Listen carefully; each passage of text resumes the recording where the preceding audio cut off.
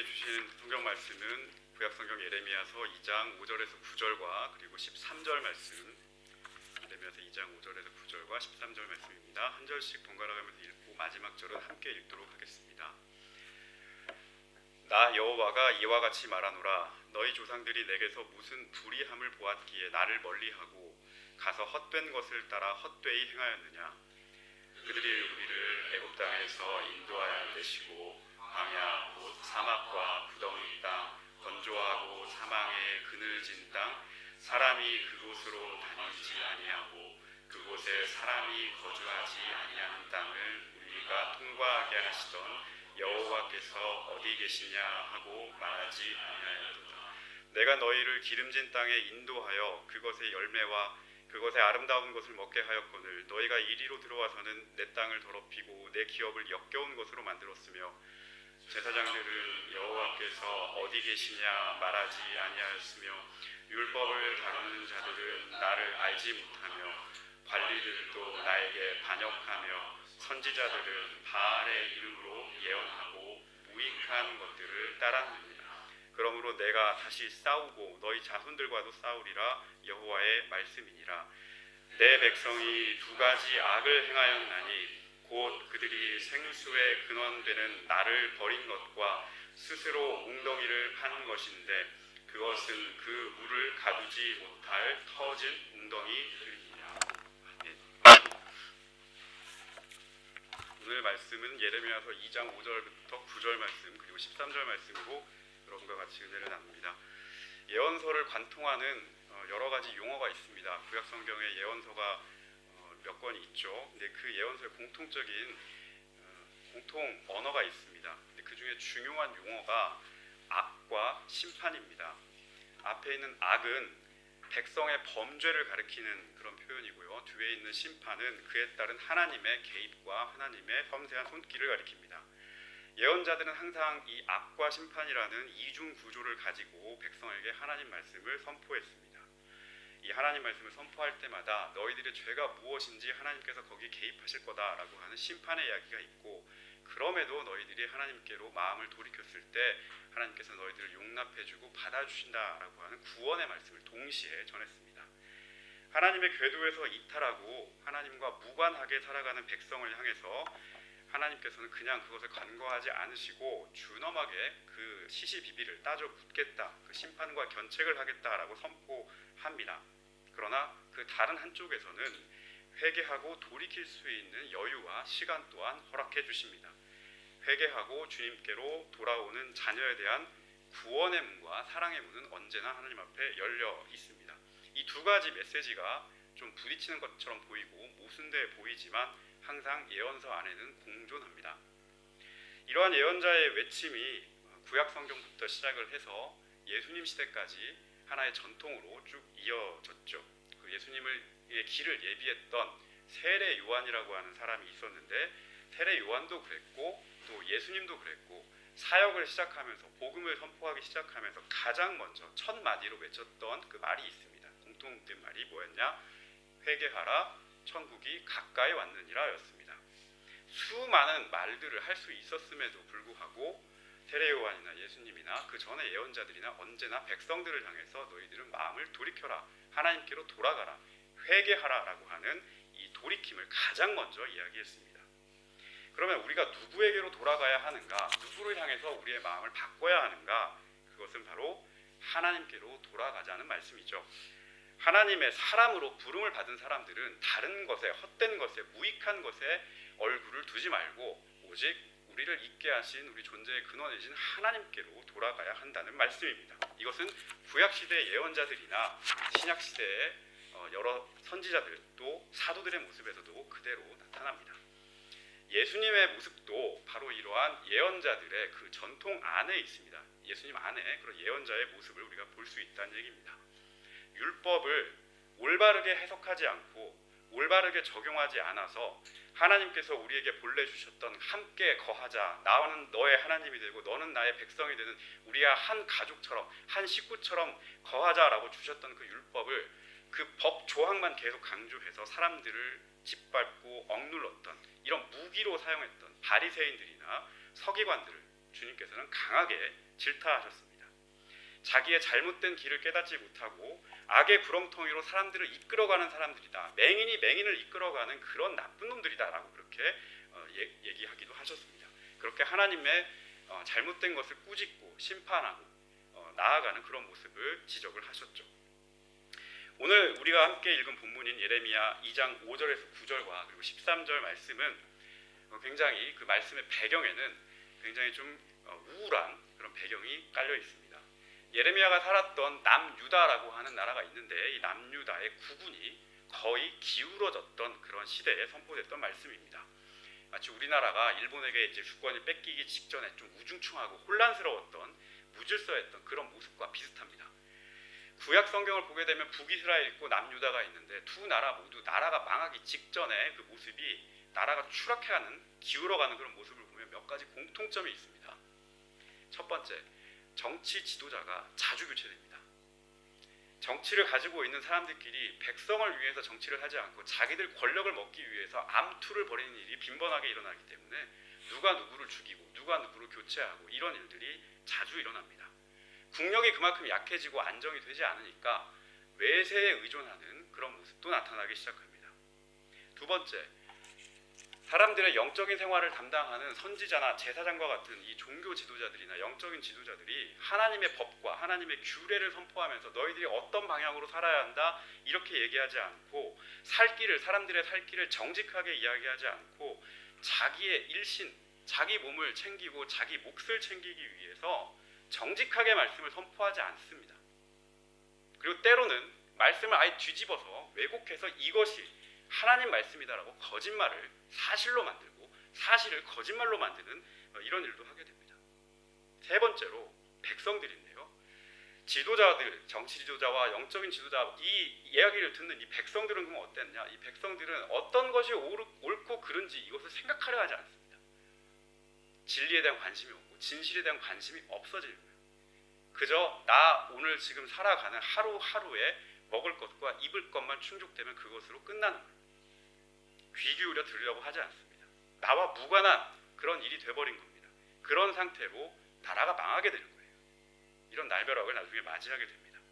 한마디로 말해서 위에서부터 아래까지 온전한 곳이 없고 알맹이가 없고 그저 껍데기로만 돌아가는 그런 거품 사회가 되고 마는 겁니다. 그리고 그 어김없이 거품이 팍 터졌을 때 그 사회가 그 나라가 파멸을 맞이하게 되죠. 북이스라엘의 마지막 때와 남유다의 마지막 때를 보게 되면 그런 모습이 너무 같은 형태로 반복되는 걸 볼 수가 있습니다. 예레미야 선지자가 망해가는 남유다 거의 끝자락에 절벽에 서서 지금 오늘 말씀을 선포하고 있는 겁니다. 기울어가는 자기의 나라를 보면서 눈을 감고 귀를 막은 백성들을 향해서 이 사람이 절규하듯이 지금 외치고 있습니다. 모든 나라가 온 나라 백성이 헛된 것과 무익한 것을 따라서 그것만 따라가다 보니 그 자신이 헛된 것이 되고 말았다. 헛된 것만 행하고 있구나라고 그렇게 말씀하고 있어요. 5절 말씀을 같이 한번 우리 읽어보도록 하겠습니다. 5절 말씀입니다. 시작. 나 여호와가 이같이 말하노라. 너희 조상들이 내게서 무슨 불의함을 보았기에 나를 멀리하고 가서 헛된 것을 따라 헛되이 행하였느냐. 헛된 것을 따라가다가 결국 그 자신이 헛된 것이 되어버렸다는 말씀입니다. 하나님의 사람으로 부름을 받고 하나님의 사람으로 택함을 받은 이들이 하나님과 관계없는 것, 하나님과 무관한 것에 마음을 쓰고 영혼을 팔고 시간을 들이고 온갖 관심을 집중하고 일상생활 하나하나에 그 비중을 계속 늘려가다 보니까 이 백성들 자체가 결국 헛된 것과 한 몸이 되었다는 그런 말씀이에요. 여기에 쓰인 헛된 것이라는 말은 또 성경에 어디에 나와 있냐면 전도서가 아니고 전도서라고 하는 성경책에 또 나와 있어요. 전도서 1장 2절 여러분 들어보셨을 겁니다. 헛되고 헛되고 헛되고 헛되니 모든 것이 헛되도다 이렇게 시작하는 말씀이 있어요. 헛되고 헛되며 헛되고 헛되니 모든 것이 헛되도다. 여기 헛되다라고 하는 말이 오늘 예레미야 2장 5절에 쓰인 헛된 것과 같은 말입니다. 원래 의미는 거품이에요. 불어버리면 사라지는 거품. 그리고 안개예요. 해가 뜨면 사라지는 안개. 수증기예요. 빛이 비춰지면 사라지는 수증기. 실체가 없는 겁니다. 그 실체가 없는 것을 실체가 있는 것처럼 따라갔다. 상황이 바뀌면 금세 사라질 것들에 내 시간을 들이고 마음을 들이고 정성을 들였다. 바로 이것을 지금 예언자가 이야기하고 있습니다. 마치 바람을, 잡을 수도 없는 바람을 손으로 움켜 잡으려고 하는 것처럼 유다 백성도 헛된 것을 따라서, 다시 말해서 우상을 따라서 그 삶을 따라가다가 결국에는 그 삶 자체가 우상과 일치되는 그런 삶을 살게 됐다는 주님의 준엄한 경고입니다. 왜 이 백성이 그렇게 하나님으로부터 멀어졌을까? 왜 이 백성이 하나님의 사람으로 택함을 받았음에도 불구하고 하나님으로부터 멀어져서 이렇게 하나님의 질책을 받게 되었을까? 성경은 이 백성들의 망각을 지적합니다. 잊어버렸다는 겁니다. 이 망각을 지적합니다. 내 상황이 바뀌니까, 내가 처한 형편이 바뀌니까 하나님께 처음 받았던 은혜를 저버리고 그리고 자기 현실에 너무 취한 나머지 내가 지금 어디로 가야 하는지, 무엇을 바라봐야 하는지 이 목적 자체를 잃고 그걸 바라봐야 할 대상 자체를 없애고 말았다는 말씀이에요. 6절과 7절 말씀이 기니까 제가 읽어드릴게요. 낭낭하게. 그들이 우리를 애굽 땅에서 인도하여 내시고 광야 곧 사막과 구덩이 땅, 건조하고 사망의 그늘진 땅, 사람이 그곳으로 다니지 아니하고 그곳에 사람이 거주하지 아니하는 땅을 우리가 통과하게 하시던 여호와께서 어디 계시냐? 여호와께서 어디 계시냐 하고 말하지 아니하였도다. 내가 너희를 기름진 땅에서 인도하여 그것의 열매와 그것의 아름다운 것을 먹게 하였거늘 너희가 이리로 들어와서는 내 땅을 더럽히고 내 기업을 역겨운 것으로 만들었으며, 광야에서 이끌어 주셨던 그 은혜를 잊고 가나안 땅에 들어오니까 먹고 살만하고 등 따숩고 배부르니까 이제 그 하나님의 은혜를 잃어버렸다라고 하는 말씀이에요. 애굽에서 죽도록 채찍 맞으면서 고역에 시달리다가 한평생 가다 그 죽을 운명이었던 백성을 하나님께서 강한 손과 편팔로 이끌어내셨습니다. 그 구원의 하나님을 잊어버렸다는 말씀입니다. 사람 하나 다니지 않는 황량한 광야에서 그 발이 부르트지 않고 신발이 닳지 않고 의복이 해하지 않는 정도로 하나님께서 지켜주셨음에도 그 하나님의 은혜를 잊어버렸다는 뜻입니다. 만나와 메추라기로 반석에서 물을 내고 그렇게 먹이고 목을 축이게 하셨던 하나님의 은혜도 잊어버렸다는 뜻입니다.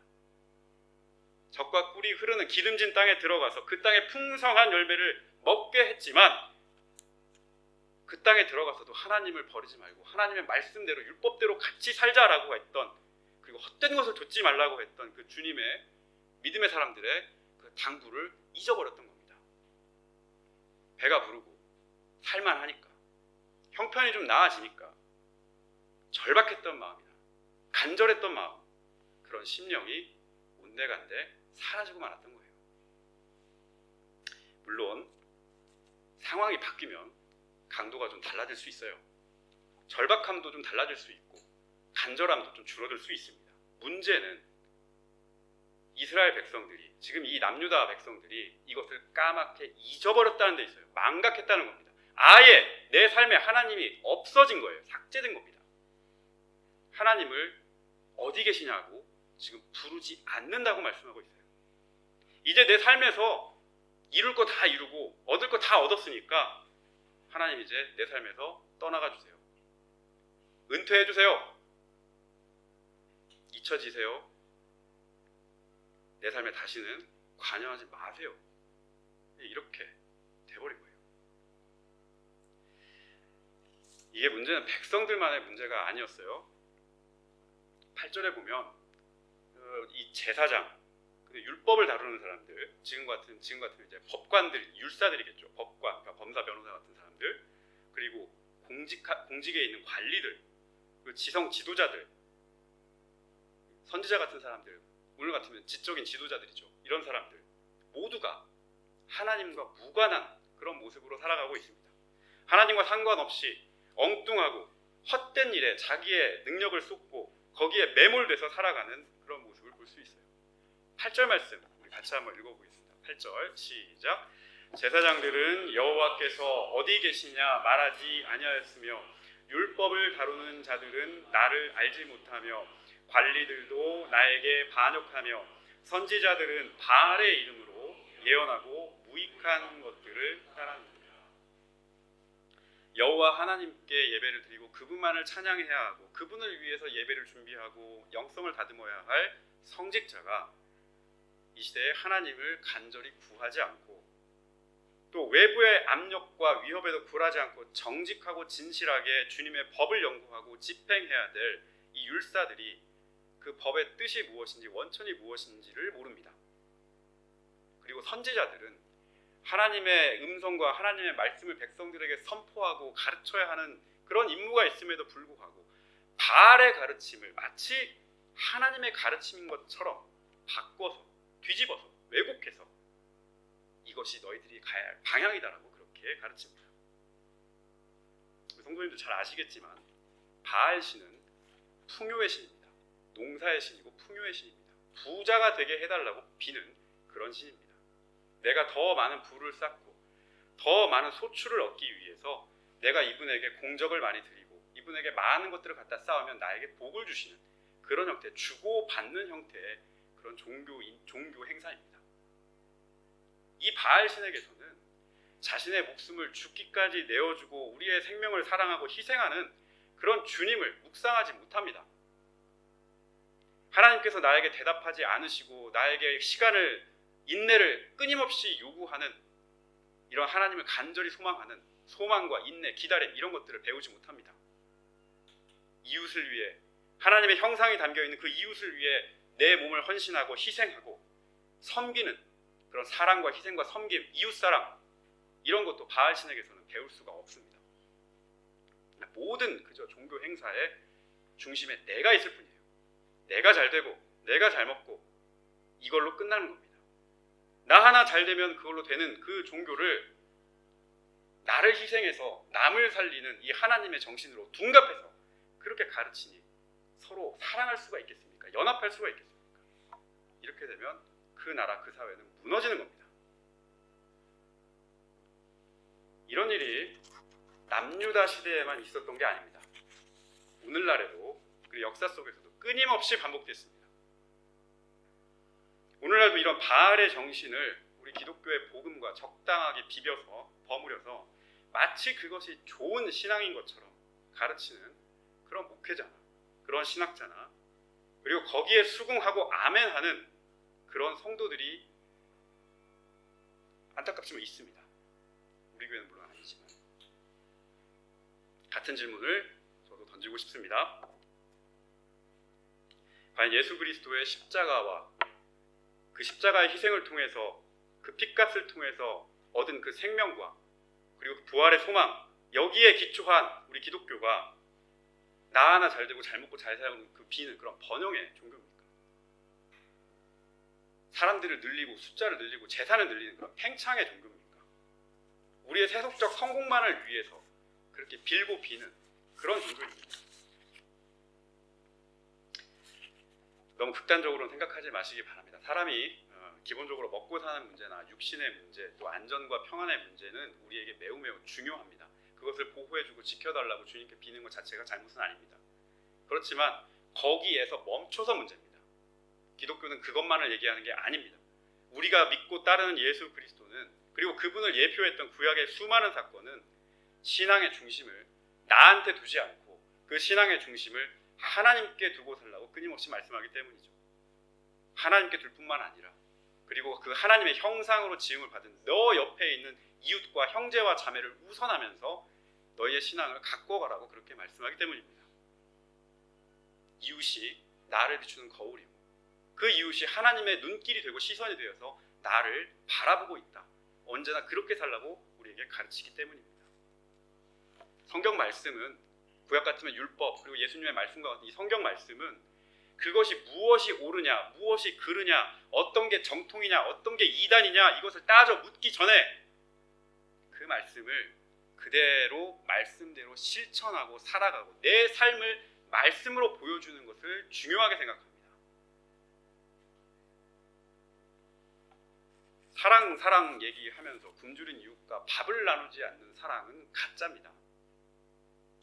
육신의 고통과 마음의 상처로 힘든 지체를 바라보면서 그 지체를 외면하고 기도조차 하지 않는 그 공동체에는 주님의 사랑과 기적이 일어나지 않습니다. 왜냐? 우리는 주님께 애당초 사랑의 공동체를 이 땅 가운데 이루도록 부름을 받았기 때문입니다. 그래서 사랑하는 성도 여러분, 잘하고 계시지만 이 부분을 꼭 기억해 줄 수 있기를 바랍니다. 주님의 은혜를 버리고 세상에 취해 비틀거리는 유다의 온 백성을 향해서 하나님께서는 두 가지 죄를 말씀하셨습니다. 그 두 가지 죄가 13절에 나와 있습니다. 같이 한번 읽어보겠습니다. 13절입니다. 시작. 내 백성이 두 가지 악을 행하였나니 곧 그들이 생수의 근원이 되는 나를 버린 것과 스스로 웅덩이를 판 것인데 그것은 물을 가두지 못할 터진 웅덩이들이니라. 유다 백성이 지은 첫 번째 죄는 생수의 근원이신 하나님을 버린 것이고, 두 번째 죄는 열심히 노력을 하기는 하는데 그 생수를 가두지 못하는 터진 웅덩이만 파고 있다. 헛되고 무익한 것을 따르고 있다는 뜻입니다. 둘 다 하나님과 상관없는 무익하고 헛된 것을 쫓아가는 죄입니다. 밑 빠진 독에 물 붓기처럼 아무리 노력을 해도 소득이 나오지 않는 그런 일입니다. 여기에서 우리가 눈여겨봐야 될 표현이 한 가지가 있습니다. 13절 말씀 첫 구절을 보게 되면 이러한 두 가지 악과 두 가지 죄를 행하는 주체가 누굽니까? 13절에 뭐라고 되어 있어요? 내 백성이라고 되어 있어요. 다른 백성, 다른 집안 사람, 다른 민족이 아니고 내 백성이 지금 그 일을 행하고 있다고 성경은 지적을 하고 있습니다. 하나님께서 친히 사랑하시고 하나님께서 친히 이끌어 주시고 하나님께서 한 사람 한 사람 다 일일이 불러서 하나님의 사람으로 세워주셨던, 그리고 늘 동행하시겠다고 약속하고 초청했던 그 백성이 두 가지의 이 헛된 죄를 따라가고 있다는 말씀입니다. 이 말씀에서 여러분, 하나님의 가슴 아픈 한탄을 읽을 수 있어야 합니다. 얼마나 하나님께서 이 백성을 보면서 가슴 아파하시고 마음이 아픈지를 우리가 읽어낼 수 있어야 합니다. 내 백성이, 나의 백성이 다른 백성이 아니에요. 다른 백성에 지금 관심 있는 게 아니에요. 너희 한 사람 한 사람에게, 부른 누구누구에게 지금 하나님께서 말씀하고 계신 거예요. 가슴 아픈 얘기죠. 근데 한 가지 더, 아까 서두에도 말씀드렸지만 지적을 했으면 그 지적에 따른 회개할 수 있는 시간도 하나님께서 우리에게 허락한다고 하셨습니다. 이 말씀을 통해서 우리가 좀 뒤집어서 그 말씀 이면에 있는 하나님의 마음을 또 생각해 볼 수 있습니다. 이 내 백성이라고 하는 표현에서 하나님의 숨어있는 마음을 발견할 수가 있습니다. 그것은 내 백성이 이렇게 지금 악을 행하고 있고 죄를 행하고 있지만 언제라도 돌이켜서 하나님께로 나아올 수 있는 그 하나님의 간절한 바람이, 그 마음이 여기에 담겨져 있음을 볼 수 있습니다. 악을 행했던 내 백성이 돌이켜서 선을 행하고 주님을 바라보는 백성으로 살기를 원하는 주님의 간절한 부름이 여기에 담겨 있습니다. 시공간을 건너뛰어서 그때 남유다 백성이나 지금 21세기 살고 있는 우리와 같은 그리스도인들을 향한 하나님의 마음은 그때나 지금이나 변함없이 동일합니다. 하나님께서는 지금 우리에게도 이렇게 말씀하고 계십니다. 생명수의 근원인 나를 떠나지 말라. 헛된 것을 위해서 노력하지 말고 너에게 생명을 주시고 너의 소망이 되어주시고 너의 미래가 되어주시고 너의 약속이 되어주시는 그 주님을, 그 생명의 물을 담을 수 있는 그 우물을 파라 라고 그렇게 우리를 부르고 계시는지도 모르겠습니다. 우리의 능력과 우리의 권능의 주역인 주님을 바라보면서 그분께서 내 삶과 우리 공동체 가운데 이루실 일을 기억하면서 기대하면서 살아가라, 그렇게 부르시는지 모르겠습니다. 성경의 지적은 이따금 우리를 매우 아프게 합니다. 우리가 하나님에게서 멀어져 살기 때문에 그만큼 돌이키라는 말을 더 자극적이고 더 큰 목소리로 그리고 더 아프게 하는지도, 그렇게 하는지도 모르겠습니다. 말씀을 맺기 전에 우리 성도 여러분께 몇 가지를 좀 묻고자 합니다. 우리 성도 여러분은 속으로 대답하세요. 여러분은 지금 무엇을 따라 하루하루를 살아가고 계십니까? 여러분 일주일 동안 살아가시면서 어떤 것을 따라서, 어떤 것을 쫓아서 가셨습니까? 오늘 성경 말씀처럼 열심히 살기는 살았는데 무익한 것과 헛된 것을 쫓아가셨습니까? 가셨습니까? 아니면 생명수와 같은 주님을 바라보고 가셨습니까? 주님을 따라가고 싶기는 한데 내 모든 것이 따라주지 않아서, 육신이, 마음이, 시간과 여건이 따라주지 않아서 주저하고 그렇게 사셨습니까? 대답을 다 하셨죠? 네. 목회자의 한 사람으로서, 그리고 여러분들의 영적인 생활을 책임지는 그런 설교자로서 저는 항상 하나님께 간절히 소망하고 기도하는 게 있습니다. 모든 성도들이 한 명도 예외 없이 하나님과 늘 동행하고 그분의 품 안에서 힘을 얻고 권능 가운데 거할 수 있기를 언제나 기도하고 소망합니다. 아침에 여러분들 일어나서 다른 것보다 언제나 하나님, 나를 구원하시는 하나님, 나와 함께 하시는 하나님 지금 어디에 계십니까? 이렇게 묻고 시작할 수 있는 성도의 삶이 되기를 늘 소망합니다. 하나님, 오늘 내 삶에도 동일하게 역사해 주시고 내 삶에도 오늘 함께 하여 주시옵소서라고 그렇게 고백하면서 하루를 여는 성도들이 되기를 늘 소망합니다. 무익한 것과 헛된 것을 복음으로 착각하지 않게 해달라고 그렇게 늘 기도합니다. 내 만족과 내 기쁨에 머물지 않고 하나님께서 나에게 내려주시는 그 은총과 은혜를 통해서 더 큰 하나님을 기대하고 내 안에서 역사하는 하나님을 바라볼 줄 아는, 그렇게 믿음을 성장해가는 성도들이 되게 해달라고 기도하고 소망합니다. 이번 한 주 여러분께 부탁을 드립니다. 이번 한 주뿐만 아니라 앞으로도 다른 것에 혹여라도 마음을 뒀다면 거기에 기웃거리지 말고, 또 거기에 의지하지 말고, 기대지 말고, 우리의 소망의 근원이 되시고 생명수의 원천이 되시는 하나님을 우리 삶 가운데 가장 먼저 찾고, 우리 문제 가운데 가장 먼저 하나님께 묻고 기도하고, 그리고 우리 가운데 역사하시는 하나님의 권능을 늘 경험하면서 살 수 있는 우리 모두가 될 수 있기를 예수님의 이름으로 축원드립니다. 거룩하신 하나님 아버지, 우리를 사랑하신 하나님, 유다 백성처럼 하나님과 상관없이 살지 않도록 우리의 영이 늘 깨어있도록 우리와 함께하여 주시옵소서. 헛된 것과 무익한 것을 따라 살지 않게 하시며 잘못된 것들에 집착하지 않도록 우리의 영을 붙잡아 주시옵소서. 우리 생명의 근원이신 하나님을 언제나 먼저 찾게 하시고 생수의 그 근원을 잘 기억하고 그 물을 잘 간직하여 마르고 닳지 않는 생명의 역사가 지속될 수 있게 하여 주시옵소서. 우리 프라이부르크 하나되는 한인교회 온 성도들의 삶 가운데 성령의 생수가 마르지 않고 그 힘과 능력으로 세상을 이기며 주님과 동행하는 역사가 나타날 수 있게 하여 주시옵소서. 거룩하신 주 예수 그리스도의 이름으로 기도하였습니다. 아멘.